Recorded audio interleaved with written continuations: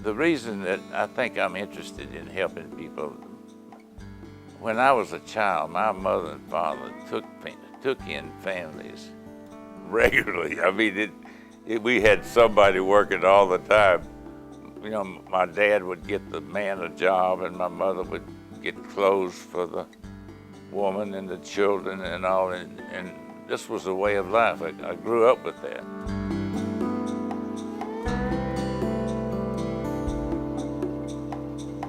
I think he probably, growing up, that was instilled into him, and there were people that helped him, and he's kind of given back to a community and has always been involved in that type aspect of helping, wanting to make somebody else better. Anybody that needs him, well, he'll be right there, whether it's giving him money or his labor. I know he helped this other friend that was building his house. He worked over there every Saturday for 2 years, a little over 2 years, helping, just because that's what he loved to do. I just know he has a very big heart, and I wish my heart was the size of his. If I had his heart and his passion, God, I could do a lot of things. I have some big shoes to fill to get a heart as big as he has.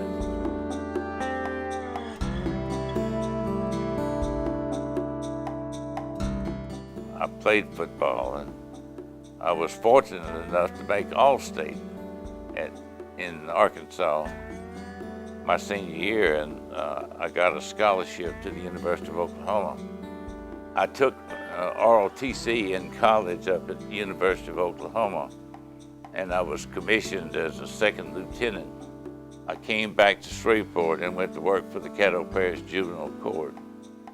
And then I worked there a year, and an opening occurred in the federal probation and parole office. And I applied for that, and I was hired. And later I was able to certify to be a licensed professional counselor.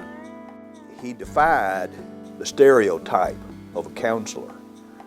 He was nothing soft, at least on the outside of Milton Simmons. He could just lean towards you, that intense way he had, and you knew you had his 100% focus, but at the same time, it almost makes you a little uncomfortable, because he's going to expect the truth and the whole story out of you.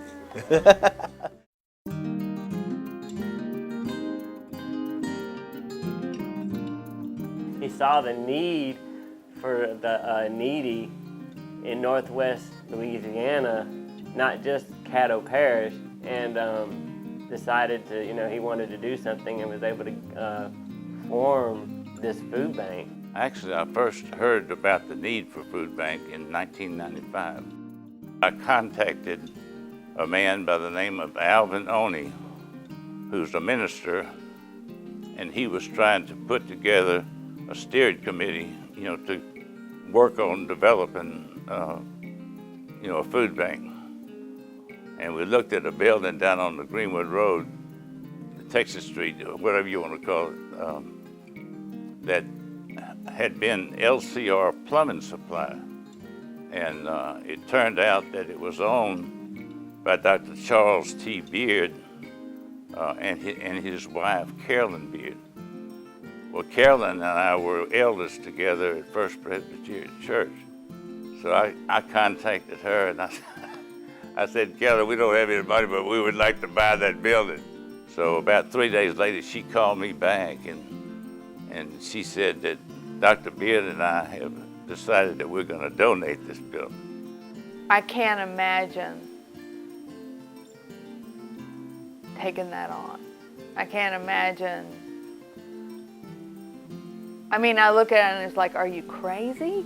He used to work at it, day and night, and if it didn't go right, he would be upset and couldn't sleep all night. And I'd say, well, Milton, why don't you just retire from it?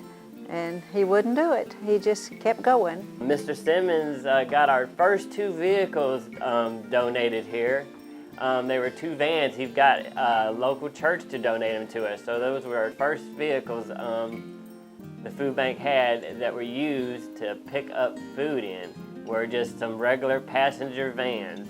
Sure, he'd be pleased to see that we now have 3 huge vehicles that are refrigerated, have lift gates on them. They're no longer just the regular passenger vans that we first started with. We might not see him here at the food bank, but he's out there fighting for us, helping us get donations, funds, food, and anything he can do to help.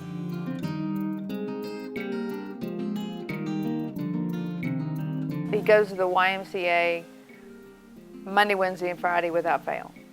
And he has a group that he started so that the older generation continues to exercise. So he calls it the Gray Panthers. And they've got t-shirts and everything.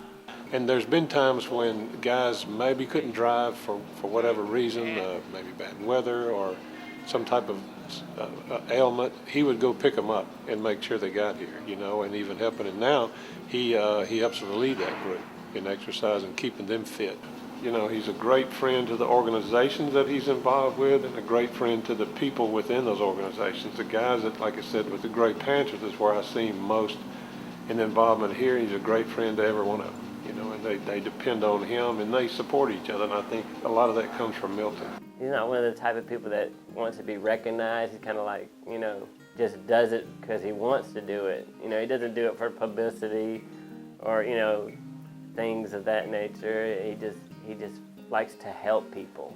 But I'll say this, that he's a strong man and an uncomplaining man and a sympathetic, empathetic human being.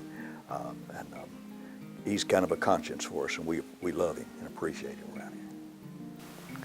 As long as he is able, my father will always do everything he can to make sure everybody has their fair share.